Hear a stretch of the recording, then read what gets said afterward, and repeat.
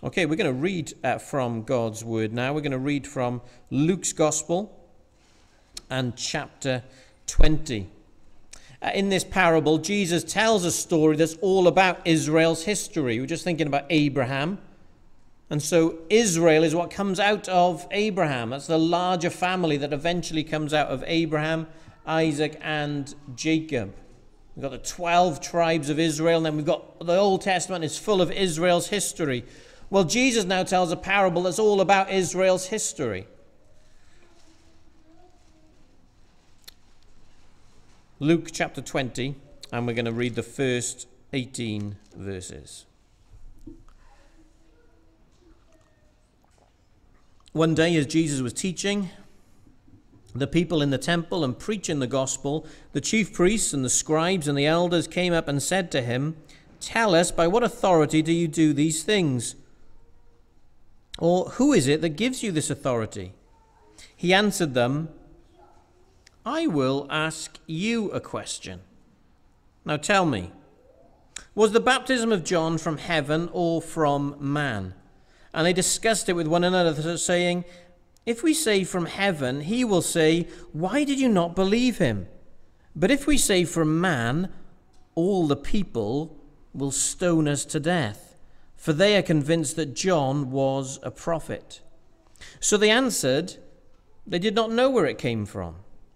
And Jesus said to them, "Neither will I tell you by what authority I do these things." And he began to tell the people this parable. A man planted a vineyard and let it out to tenants and went into another country for a long while. When the time came, he sent a servant to the tenants so that they would give him some of the fruit of the vineyard. But the tenants beat him and sent him away empty-handed.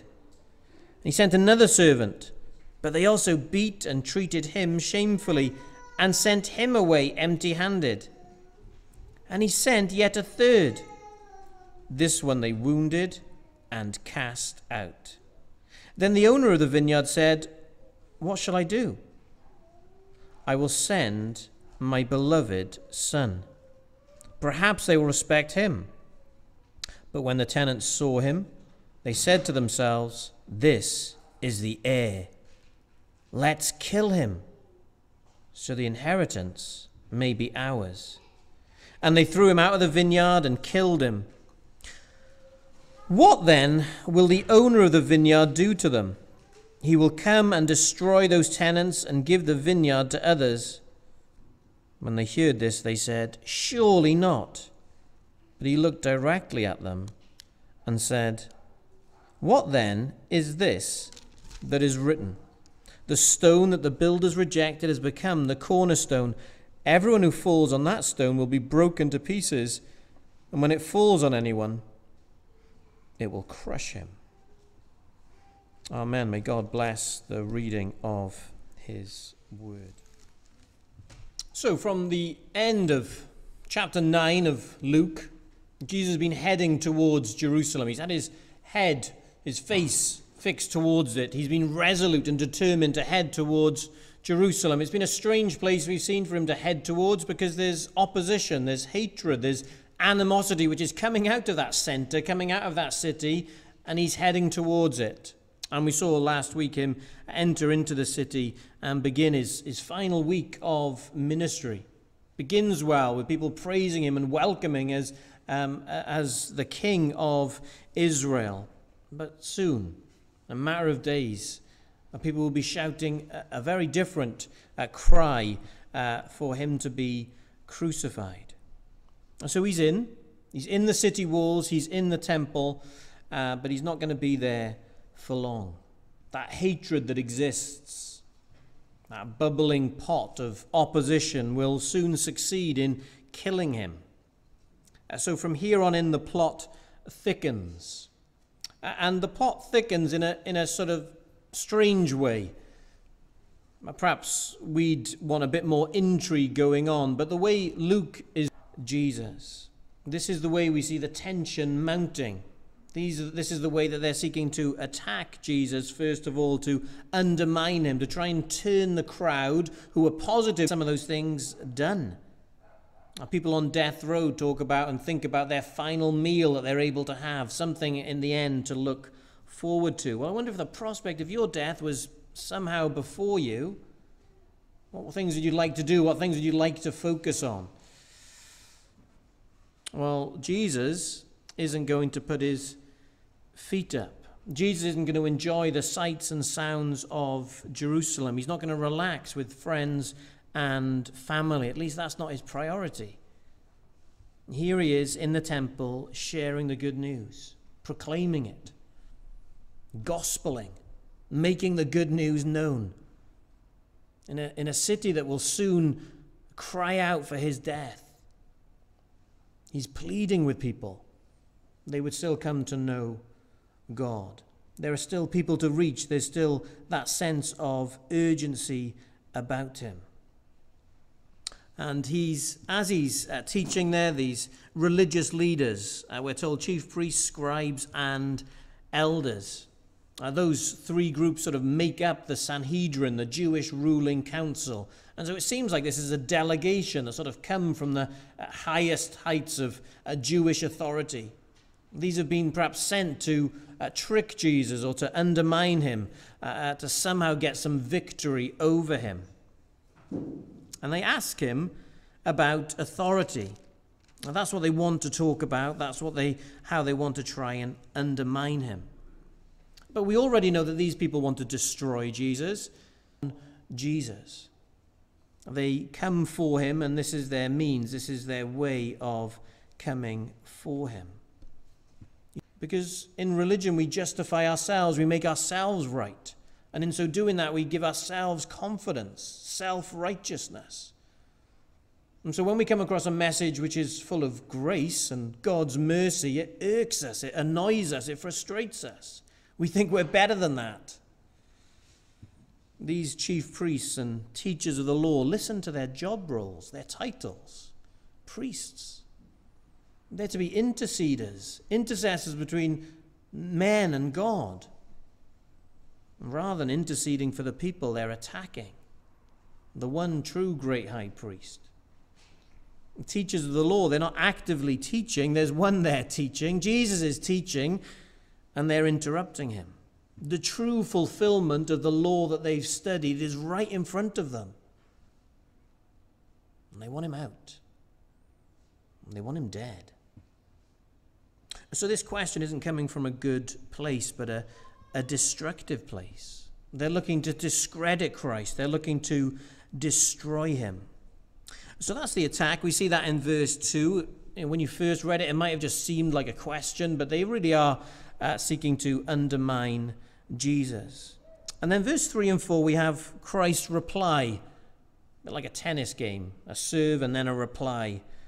Jesus brings John into the debate.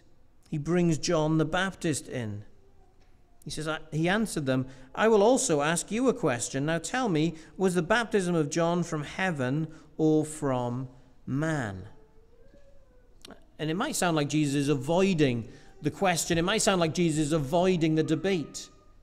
It might sound like Jesus is just letting the serve in the tennis game pass him by and instead just serving something else back. But no, this is a genuine response. The question that they're teasing him with is, are you from God? That's the answer to the question, isn't it? Who gave you your authority? Who sent you? Who gives you authority to speak and to do the things that you do? The answer is God. They want him to make some sort of divine claim so they can oust him as a blasphemer. So Jesus asks them, what do they think of John's ministry? Is that from heaven or is it from man? Was John doing the will of God, or was he a wicked man doing his own thing? The language of heaven speaks of God, doesn't it? God is absent from the original question. That's what they're talking about, but he's not named. He's not referenced. Does Jesus have the authority of God when he's cleansing the temple, when he's kicking people out of the temple like we saw last week? Is he doing that in a wicked manner, in a wicked way, or is it a divine judgment? Is he God's instrument there? So that's the counterattack. That's Jesus' response to the attack that's come his way. And that question really puts this delegation in a pickle. Jesus squeezed them into a corner. They are unable to respond to this. This question reveals their sin. Jesus' question reveals their destructive attitude, what they're seeking to do. You see, God isn't part of their outlook. God isn't part of what they're thinking or debating. Their major fear is the people's reaction and response to them. If they say, yes, this was from God, Jesus can say, well, John pointed to me.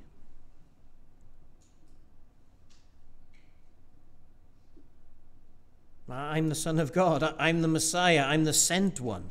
Listen to John. Heed his instruction. If he's a faithful prophet, then listen to him. And they're embarrassed. And they lose. So they want to save face. And if they say no, they fear death. They fear security. They fear that the people will revolt against them and will stone them. You see, God isn't just absent from their question. God is absent from their thinking. They don't have any fear of God in this interaction. That's the pickle that they're in. They're in a squeeze. They can't answer one or the other. And this means Jesus disarmed his enemies. He's responded to the attack with a counterattack, and they are disarmed in front of him. They sit on the fence, unwilling to speak the truth that they know and the truth that would reveal their sin. He truly is God's sent one, and yet they stand against him. And Jesus made clear to all who were listening that they're not genuine in their approach. And Jesus therefore refuses to engage with them.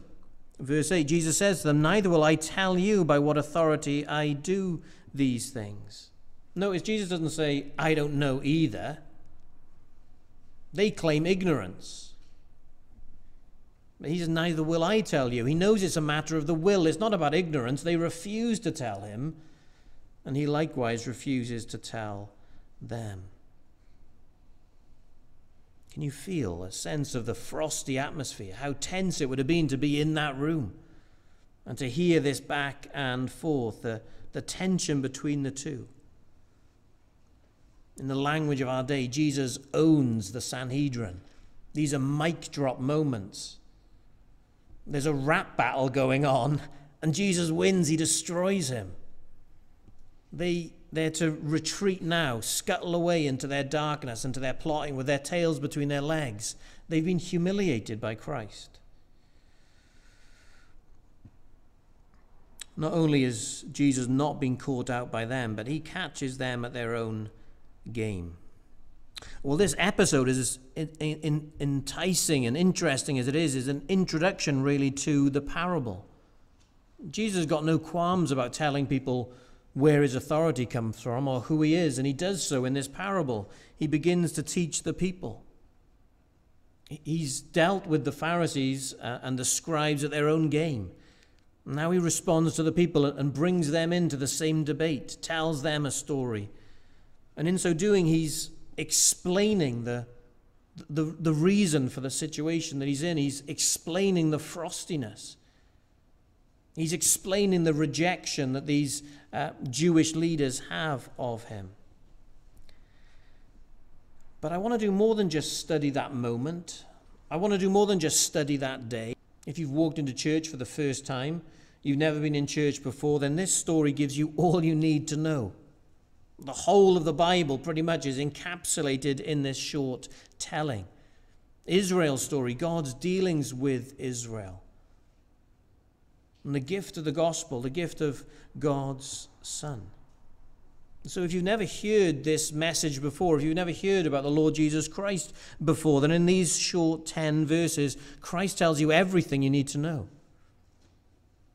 About yourself, about God, and about how someone like you can know God. Let's have a look then. Firstly, under the heading, Rejection as Rebellion. Jesus taught in parables. He told stories. And he grounded what he had to say. He earthed everything he had to say in the ideas of his day, in the world of his day. The stories he told made sense. They connected to people. They might seem a bit far away from us, but in the day in which they were told, they made sense. Everyone got them. If Jesus was talking today, no doubt he'd be talking about Twitter and TikTok and influencers and iPhones. He'd have the language of his day, the themes of his day on his fingertips. But in his day, those things were crops and servants and land, fields, coins, sheep and kings. Jesus tells this story of a man planting a vineyard and letting the vineyard out to some tenants while he traveled away. And when harvest time comes, he sends his own servants on something of a delegation to go to the land and to receive his share as a landowner. But rather than the crops, this servant receives a beating and goes back empty-handed. That's the start of the story. So God is the man of the vineyard. God has done everything. The act of planting a vineyard is describing that all God has done to establish Israel as a nation. From his promises that we were hearing out earlier to Abraham, Isaac, and Jacob, to the rescue from Egypt with Moses, to the conquest of the promised land with Joshua. It was all of God, all of his activity, all of his choosing, his grace, his power. He did it all. No Yahweh, no Israel. Instance after instance, he's ensuring that that nation exists and survives. God is the great gardener. Who are the tenants in the story? Well, I think the particular focus is on the leaders of the nation. If you have a look down ahead to next week, verse 19, the scribes and the chief priests sought to lay hands on him at the very hour, for they perceived he had told this parable against them. As they hear this parable, he's talking about us. That's me. So they think, they hear it's all about them. I think it's got a wider implication. Jesus is talking to the people, isn't he? And in Israel's past, in Israel's history, it wasn't just the leaders who rebelled against God. It wasn't just the leaders that treated his servants shamefully. It was often the nation as a whole. They followed their leaders. And so as Jesus tells this story, he is sharpening the point. He's explaining why these people reject him. But he's also saying, what do you make of me? Are you going to reject me?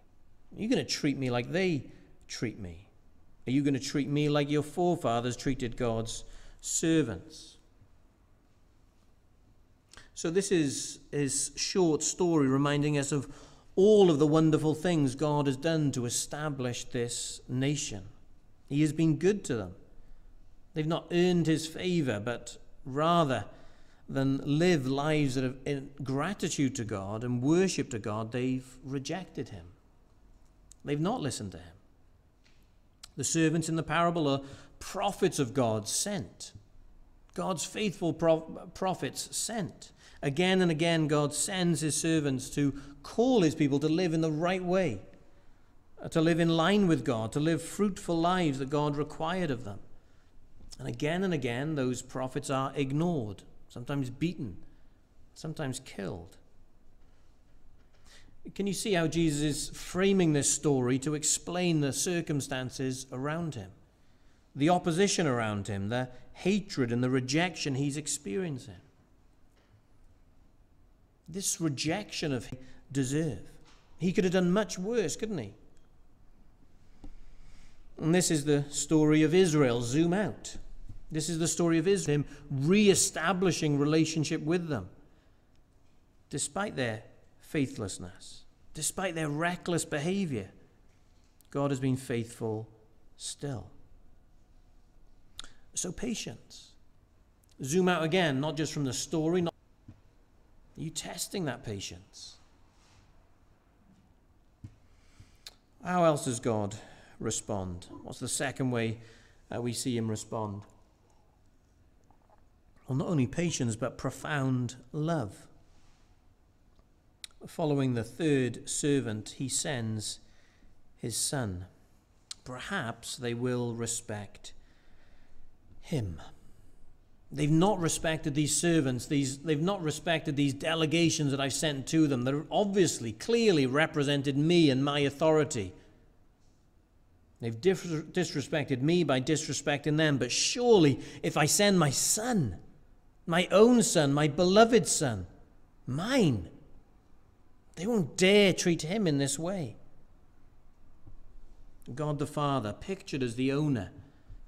Jesus as the son sent to the vineyard. And here can you see how clearly Jesus is answering the authority question. By whose authority do you speak? By whose authority do you cast people out of the temple? I'm the Son of God. In many ways, I'm in line with the prophets. I'm sent by God. I'm here to do his work. I'm here to speak his word. I'm here to follow his will. But I'm also unique. I'm also unlike any of those prophets. I'm the beloved Son of God. Jesus is sent as the servants are sent, but he's unique among them. That note of beloved Son is a note that we've had chiming in Luke's gospel, haven't we? We had it at the beginning of Christ's ministry. The Holy Spirit descended on him in bodily form like a dove, and a voice came from heaven, "You are my Son, whom I love. With you I am well pleased," as Jesus is baptized. Then later, before Jesus makes this turn towards Jerusalem and begins to set his face towards it, on the Mount of Transfiguration, we hear a similar line, "This is my Son, whom I've chosen. Listen to him." And so the readers of Luke's gospel have got no doubt who's been spoken of.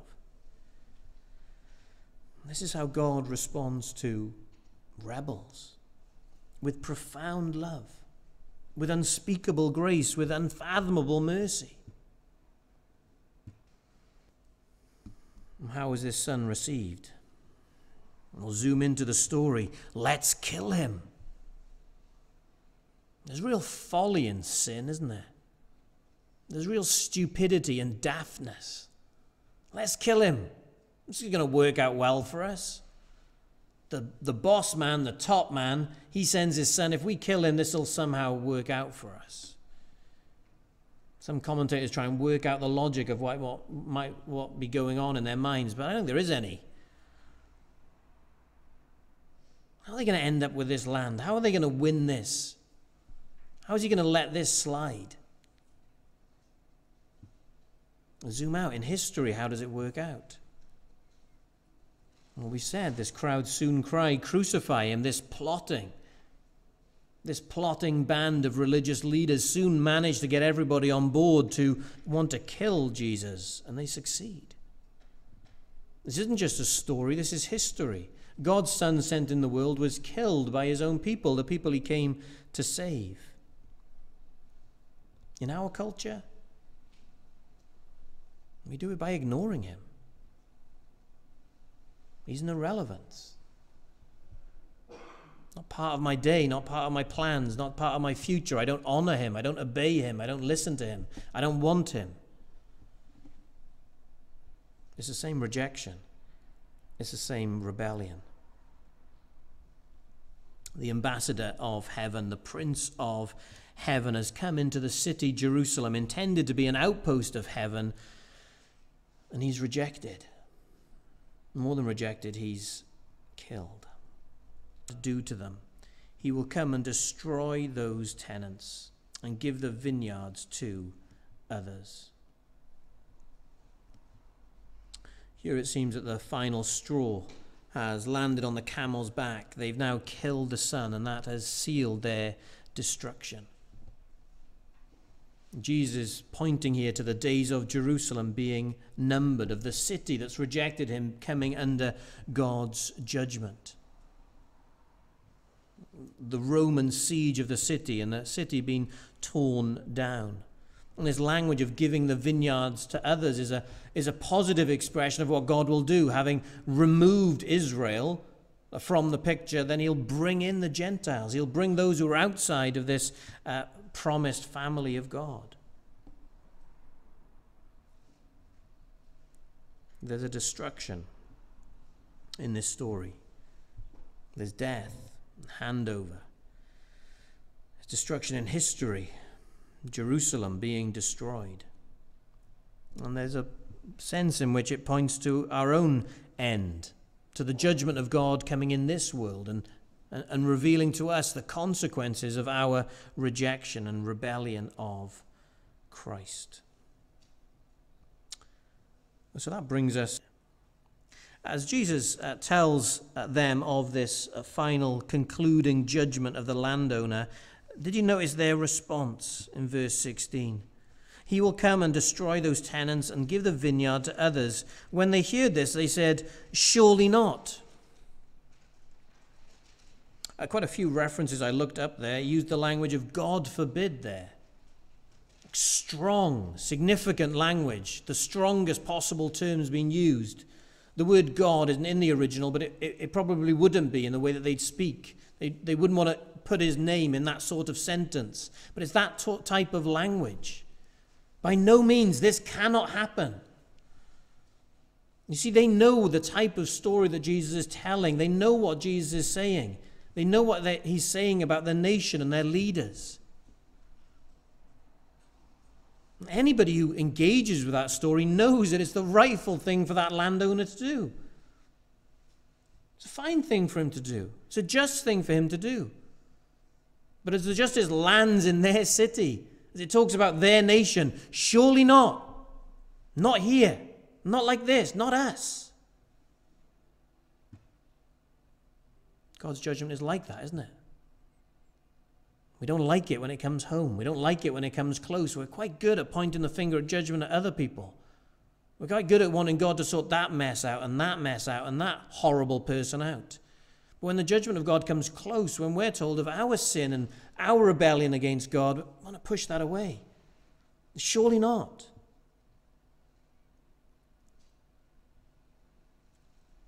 Verse 17. But he looked directly at them. Back with the people now. He's eyeballing them. I can't eyeball all of you. He's eyeballing them. And what then? Is this that is written? The stone that the builders rejected has become the cornerstone. He references Psalm 118 in reference to himself. Jesus now has to break out of the parable. As good as that parable is as telling the story of Israel, telling the history of God's people, there's no way really that Jesus can bring the next bit of the story into that parable world. You see, no story. How he's going to reverse, no chance. It's rejected. It's cast off. And God is taking that stone. He said, I'm going to use this stone. This is the stone, the only stone. Everything else is going to be propped upon this, built up on this. What God has put in this world as central, we have discarded. And what we have discarded, what we have crucified and rejected ultimately, God has made central. And continue to build upon him. The rejection of this world has not stopped God raising Christ and building a church upon him. Jesus now looks past his own death depicted in the story. The rejection and rebellion of the leaders will end in his death, but that's no victory. God is going to do something with the rejected one. He'll raise him from the dead and make him the cornerstone of all that he'll do in this world.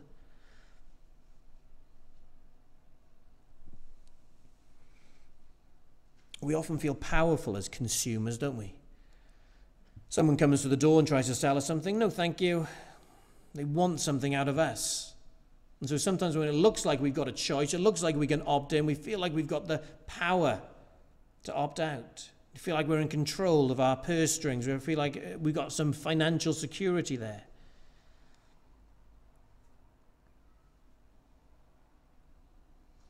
But this choice gone wrong backfires. Our rejection and rebellion can't stop what God is building. It never did and it never will. Verse 18, everyone who falls on that stone will be broken to pieces. And when it falls on anyone, it will crush him. There's this double crushing of this cornerstone. If anyone who actively tries to rebel against it, if anyone who is opposing it, well, they're going to fall on the stone. They're not going to defeat it. They're going to trip and be crushed. And then there's an eventual judgment too, that this stone will eventually crush others. There's no escaping the judgment for those who reject this stone. So where are we today? As we bring this wonderful story, this powerful and searching story to a close, where are we as we look at God and his patience and his profound love and his perfect justice? What are we doing with his Son? We're obeying him? We're responding to him? Are we living for him? Or are we rejecting him? If we're rejecting him, then we're rebels. And God will treat us like rebels. And yet God's great response to our rebellion is to send his Son to pay the price for rebels. That he may bring them in. That he may show them mercy. That he may embrace them with love. That he may bring them into his family and kingdom. God doesn't want you to be destroyed. God doesn't want you to be crushed. That's why his Son has come. That's why he's borne the mockery and the shame and the scorn. It was an act of love. It was a rescue mission to bring people like you and me in. Don't stay out. Come in. Amen.